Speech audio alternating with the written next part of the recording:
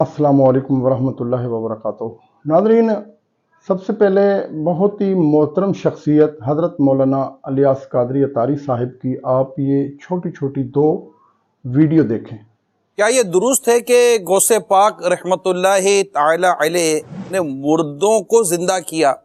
کچھ لوگوں کو یہ وسوسہ آتا ہے کہ مردے زندہ کرنا تو اللہ کے دستے قدرت میں ہے، کوئی انسان کیسے مردے زندہ کر سکتا ہے؟ حضرت عیسیٰ علیہ السلام کے تو معجزات قرآن میں لکھے ہیں، دو جگہ پر ہے، سورہ آل عمران میں ہے وہ احیی الموتیٰ باذن اللہ، میں اللہ کے حکم سے مردے زندہ کرتا ہوں، اور دوسری مقام پر اللہ پاک فرماتا ہے آپ میرے اذن سے مردوں کو زندہ فرماتے ہیں۔ اب کیا کہو گے؟ عیسیٰ علیہ السلام ہی تو انسان ہے نا۔ اگر غوث پاک کی بات سمجھ میں نہیں آتی تو عیسیٰ علیہ السلام کے بارے میں کیا خیال ہے آپ کا؟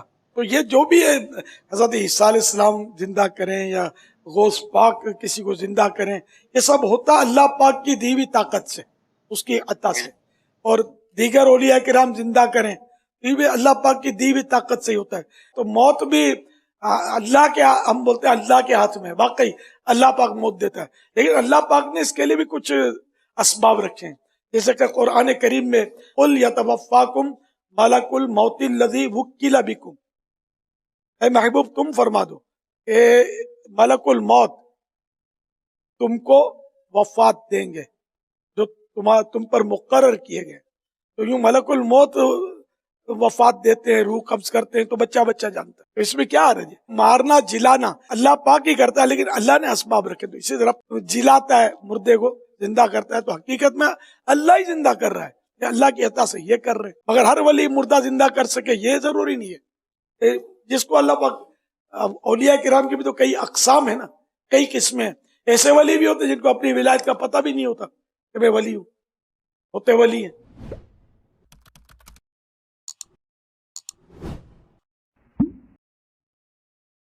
پاپا وسوسے کچھ ہے نا آتے ہیں، کچھ پیدا کیے جاتے ہیں، جیسے سنا ہے نا دوستوں میں گیدرنگ میں نا ڈسکشن ہوتی ہے اس طرح کی نا، تو وہ ایک دوسرے کو پھر اس طرح کی باتیں بتاتے ہیں کہ نا سورہ فاتحہ میں اس طرح کا ترجمہ دیکھ لیں آپ کہ نا تم ہی سے مدد مانگ، مجھی سے مدد مانگے، تو اس طرح کے بہت سارے جیسے شہر اقبالی مجھے بات سے کوٹ کہاں کرتے ہے ہیں۔ سورہ فاتحہ میں وَإِيَّاكَ نَسْتَعِينُ، اور تجھ ہی سے مدد مانگتے ہیں، یہ یوں ہے، مطلب یا اللہ کا حکم اس میں ان مانوں کر نہیں ہے کہ اور مجھ ہی سے مدد مانگو۔ نہیں، بات تو اب وہاں جائے گی نا کہ بھئی وہ کہاں ہے کہ مجھ سے مدد مانگو کسی اور سے نہ مانگو، کس آیت کا ترجمہ کیا؟ کس آیت کا ترجمہ ہے؟ یہی تو بات، یہی تو زبان بند ہو جاتی ہے۔ میں عرض کروں، اصل میں بزرگوں نے جو عقائد اور نظریات بیان کیے ہوتے نا، تو وہ تمام ہی آیات، احادیث، صحابہ کے نظریات اور ان کی جو ڈیفینیشن ہوتی ہے ان کو سامنے رکھ کے بیان کیے ہوتے ہیں۔ اب مثال کے طور پر جیسے انہوں نے کہا کہ قرآن میں یہ ہے اور قرآن میں وہ ہے، ایاک نعبد و ایاک نستعین، اس طرح میں ایک چھوٹی سی مثال پہلے عرض کر دوں کہ صرف ایک طرف کی بات کو دیکھنا اور دوسری طرف کو چھوڑ دینا، یہ قرآن پاک میں یہود و نصارہ کا بیان کیا گیا، کفار کا طریقہ کہ وہ بعض آیتوں پر ایمان لاتے ہیں اور بعض کو چھوڑ دیتے ہیں۔ تو مثال کے طور پر ایک مثال قرآن پاک میں ہے قل حسبی اللہ، اے محبوبہ فرما دیجیے کہ میرے لیے اللہ کافی ہے۔ اب کوئی اسی آیت کو لے کے جیسے لگاتے ہیں بعض لوگ نعرہ کہ ہمارے لیے اللہ کافی ہے، اللہ کافی ہے، میرے لیے اللہ کافی ہے، اور پھر اس کا معنی مفہوم یہ لینا کہ اللہ کے سوا کوئی کفایت کرنے والا ہے ہی نہیں۔ یہاں پہ حسبی کا لفظ استعمال ہوا ہے، حسبن، جس کا معنی کفایت کرنا ہوتا ہے، کافی ہونا ہوتا ہے کسی کا۔ قرآن پاک کے اندر دوسرے مقام پر سورۃ الانفال کے اندر اللہ تبارک و تعالیٰ نے یہ ارشاد فرمایا، یا ایھا النبی حسبک اللہ ومن اتبعک من المؤمنین، اے نبی، اے غیب بتانے والے، آپ کو اللہ کافی ہے اور جو مومن آپ کی پیروی کرتے ہیں، یعنی حضرت عمر رضی اللہ تعالیٰ عنہ، ان کے بارے میں آیت ہے، آپ کو اللہ کافی ہے اور جو مومن آپ کی پیروی کرنے والے ہیں یعنی حضرت عمر، وہ آپ کو کافی ہیں۔ جی ناظرین، آپ نے الیاس قادری صاحب کی ویڈیو دیکھی ہے، یہ ان کا پروگرام ہوتا ہے مدنی مذاکرہ، اس کے اندر یہ وہ ویڈیو بناتے ہیں اور انہی کے ہی لوگ ان سے سوال کر رہے ہیں غیر اللہ کے بارے میں کہ کیا ان سے مدد مانگنی چاہیے یا نہیں۔ اور جب سوال کیا تو حضرت صاحب کے جو شاگرد ہیں انہوں نے یہ جواب دینا شروع کر دیا دونوں ویڈیو کے اندر۔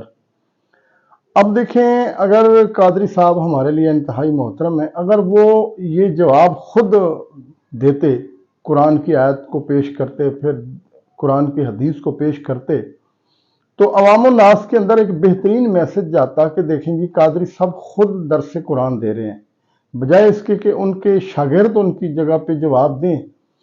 تو یہ لوگوں کے لیے ذرا معیوب سی بات ہے کہ جی حضرت صاحب نے خود قرآن کے مطابق جواب کیوں نہیں دیا۔ تو لوگ آج کل قرآن و حدیث سیکھنا چاہتے ہیں۔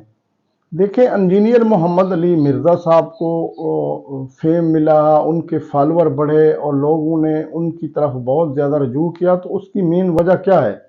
وہ خود بھی جو ہے نا وہ درس قرآن دیتے ہیں اور ان کے آگے ہر وقت قرآن اور حدیث ہوتی ہے، اور آج کل کے لوگ چاہتے ہیں کہ ہم قرآن اور حدیث سنیں اور قرآن و حدیث کے دلائل کو اپنی آنکھوں سے، اپنی کانوں سے دیکھ کے، سن کے، اس کے بعد اس کے اوپر یقین کریں۔ ابھی ان کو یہی پذیرائی ملی ہے کہ انہوں نے قرآن اور حدیث کے علاوہ کوئی بات نہیں کی، لوگ جوک تر جوک ان کے فالوور بننا شروع ہو گئے اور سننا شروع ہو گئے دن بدن۔ تو آپ سے بھی مؤدبانہ گزارش ہے، آپ ہمارے محترم ہیں، آپ ہمارے لیے بہت قابل عزت شخصیت ہیں، اگر ان کو جواب دینے کی بجائے آپ قرآن پاک پڑھ کے، حدیث پڑھ کے، آپ انجینئر محمد علی مرزا کی طرح آپ اگر قرآن کی آیت کوٹ کریں، پھر اس کا ترجمہ بتائیں، ساتھ اس کی تفسیر بتائیں، تو لوگ دن بدن آپ کو بھی فالو کریں گے اور آپ کی محبت بڑھتی جائے گی عوام میں۔ جس طرح ابھی محبت ہے، یہ محبت آپ کی دگنا ہو جائے گی۔ تو ابھی آپ یہ محمد علی صاحب کی ویڈیو دیکھیں، ہمارے لیے سب قابل عزت ہے، محمد علی صاحب کی ویڈیو دیکھیں کہ وہ کس طریقے سے قرآن پڑھتے ہیں، اور میں یہ چاہتا ہوں کہ حضرت مولانا الیاس قادری صاحب بھی اسی طریقے سے قرآن کی آیات کو پڑھ کے اور کھول کھول کے جو ہے نا ان کا وہ ترجمہ اور تفسیر لوگوں کو بتائیں، تاکہ لوگوں کے ذہن کھلیں اور لوگ واقعی جو ہے نا وہ سمجھیں کہ دعوت اسلامی جو ہے وہ ایک بہترین اور زبردست قسم کا کام کر رہی ہے۔ ابھی آپ دیکھیں انجینئر محمد علی صاحب کی ویڈیو کہ انہوں نے کس طریقے سے جو ہے نا وہ قرآن پاک کو بتانے کی کوشش کی ہے، اور یہی لوگ چاہتے ہیں۔ آپ ابھی ان کی یہ ویڈیو دیکھیں۔ تعاونوا علی البر والتقوی، اور تعاون کرو نیکی اور پرہیزگاری کے کاموں میں، ولا تعاونوا علی الاثم والعدوان، اور مت تعاون کرو، مت مدد کرو ایک دوسرے کی گناہ اور زیادتی کے کاموں میں۔ اب یہ ایک آیت ہی متقاضی ہے کہ 1 گھنٹہ بولا جائے۔ بعض آیات، بعض احادیث اتنی جامع ہوتی ہیں کہ وہ زندگی کے ہر پہلو کو کور کر رہی ہوتی ہیں۔ جیسے بخاری اور مسلم کی جو حدیث ہے، بخاری میں وہ پہلی حدیث ہے، مشکات والوں نے بھی وہ پہلی حدیث لی مشکات میں، انما الاعمال بالنیات، اعمال کا دار و مدار تو صرف نیتوں پہ ہے، جب تک نیت درست نہیں ہوگی نیک عمل کا بھی ثواب نہیں ملے گا، چاہے کتنا مرضی نیک عمل ہو۔ اب دنیا کا ہر کام جو نیکی سے تعلق رکھتا ہے وہ اس کیٹیگری میں فال کرے گا۔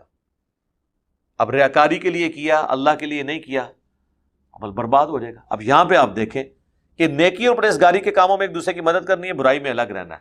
اب دنیا کا ہر کام اس کے اندر فال کرتا ہے، دنیا میں کوئی بھی نیکی کا کام ہے اس میں آپ نے لوگوں کی مدد کرنی ہے، اور برائی کے کام میں الگ رہنا ہے۔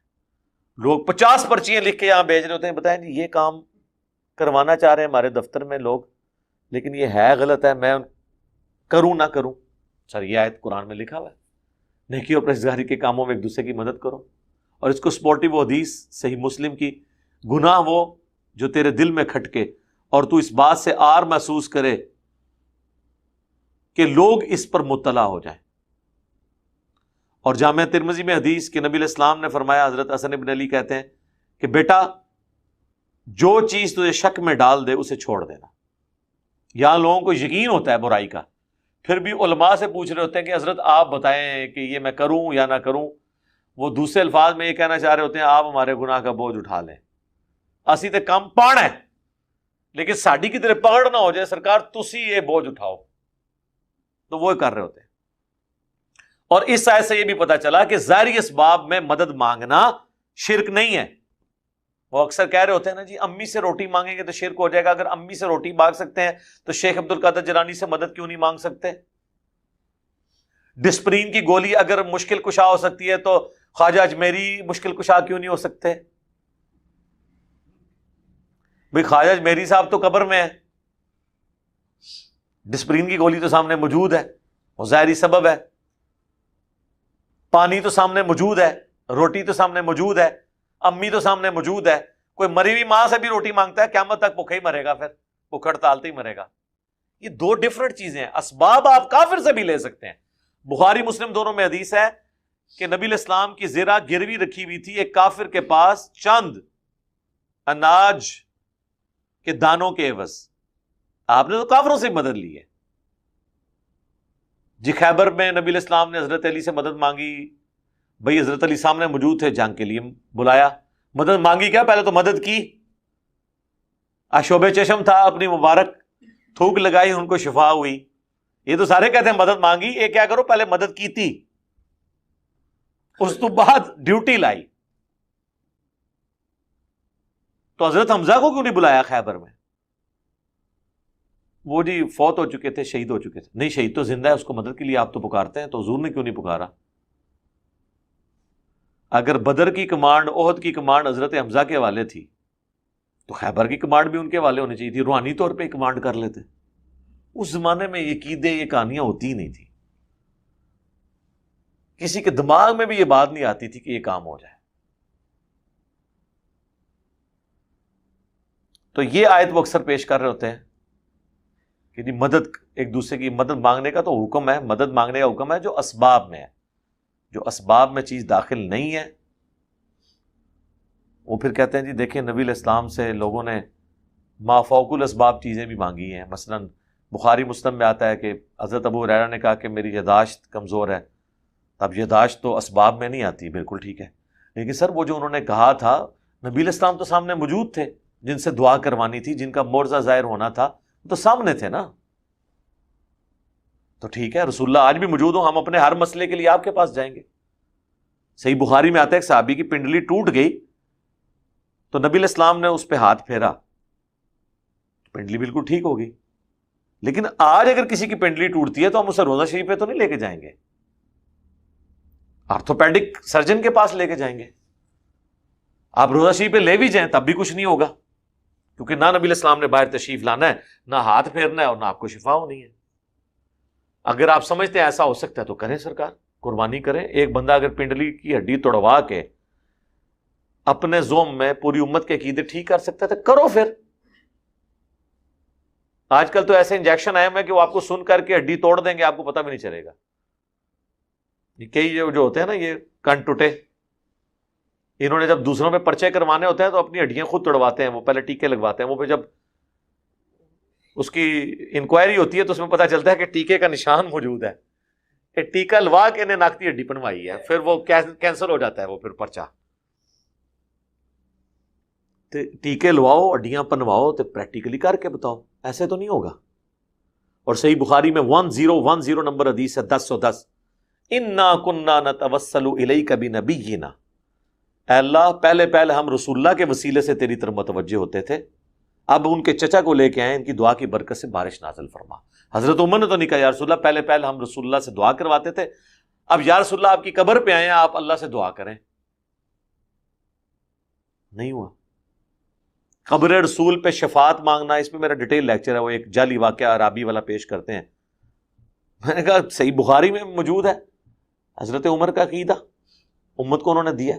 اور حضرت عمر تو وہ صحابی ہیں جن کے بارے میں صحیح مسلم میں آتا ہے، ایک سفر میں جب پانی کم پڑ گیا تو حضرت عمر نے حضور کو آ کے ریکویسٹ کی کہ یا رسول اللہ ہم تھوڑا بہت پانی اور راشن جمع کر کے آپ کو دیتے ہیں، آپ اس میں برکت کی دعا کریں تو سب کے لیے کفایت کر جائے۔ اور یہی ہوا، نبی علیہ السلام نے اس پہ دعا کی، اپنا ہاتھ رکھا تو ایک کٹورا جو ہے وہ اتنے لوگوں کے لیے کفایت کر گیا۔ اور بخاری مسلم میں آتا ہے صلح حدیبیہ میں تو 1500 صحابہ نے ایک کٹورے سے وضو کیا، پانی پیا، جانوروں کو پلایا اور سٹور بھی کر لیا۔ اور جابر بن عبداللہ کہتے ہیں ہم 1,00,000 بھی ہوتے تو وہ پانی زیادہ تھا۔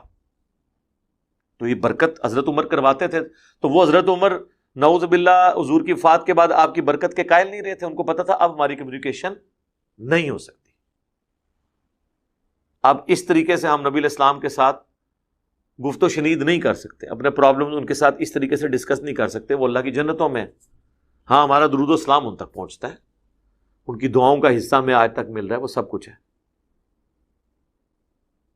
میرا یوٹیوب پہ کلپ بھی ہے توحید کے خلاف 10 دھوکے علماء کے، اس میں یہ بھی ایک دھوکہ میں نے ڈسکس کیا تھا کہ یہ دیتے ہیں، کبھی شہید زندہ ہے، کبھی کہتے ہیں نبی علیہ السلام کی قبر میں برزخی حیات ہے۔ اس کی وجہ سے آپ مانگنا کیسے شروع کر دیں گے؟ مانگنا آپ نے اللہ سے ہی ہے، نبی علیہ السلام نے ہمیں یہی تعلیم دیا ہے کہ ہم نے اللہ ہی سے مانگنا ہے۔ جی ناظرین، انجینئر صاحب کی ویڈیو آپ نے یقیناً دیکھی ہے، اور حضرت مولانا الیاس قادری صاحب کی ویڈیو بھی دونوں آپ نے دیکھی ہوگی۔ اب میرا ویڈیو بنانے کا مقصد یہ ہے کہ میرے دل میں جو درد ہے میں وہ یہی چاہتا ہوں کہ حضرت صاحب مدنی مذاکرہ کرتے ہیں ہمیشہ، تو لوگوں کو اگر خود اسی طریقے کا درس دیں تو یقیناً لوگوں کے اندر جہالت جو ہے وہ دن بدن ختم ہو جائے گی۔ تو میری درخواست ہے قادری صاحب سے کہ آپ اسی طرز کے اوپر درس قرآن، درس حدیث دینا شروع کریں، تاکہ لوگوں کو قرآن حدیث کا واضح اور کلیئر میسج وصول ہو جائے، اور جس کے لیے اللہ تعالیٰ نے ہمیں اس کائنات پہ بھیجا ہے۔